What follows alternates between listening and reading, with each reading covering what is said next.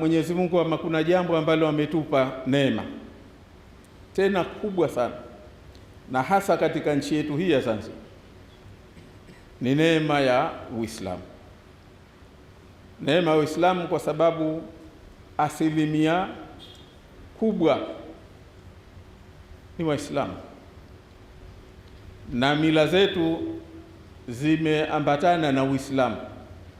Hata kwa wale watu ambao walikuwa si Waislamu huko nyuma tunakotoka, walikuwa wakija hapa, basi wanapenda mila hii ya Kiislamu na wao wanakwenda nayo sambamba. Ajabu ya siku hizi tu ni kwamba watu wanakuja katika nchi hii, sisi ndio tunaanza kufata mila yao ambao si ya Kiislamu. Sasa hili ni wajibu wetu sote,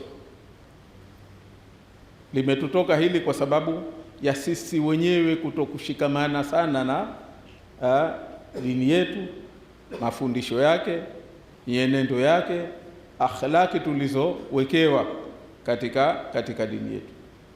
Na ndio maana leo kuna mambo ambayo unashangaa, maana huko nyuma waliopigana, waliokuwa wakipambana na wasiojua, waliokuwa wako kwenye kiza, leo tunayoyafanya mambo ambayo zaidi hata hao waliokuwa kwenye kiza basi tunafanya Waislamu au tunaoita wenyewe ni Waislamu, na yote ni kwa sababu tumeondoka katika mila ambayo ya Kiislamu.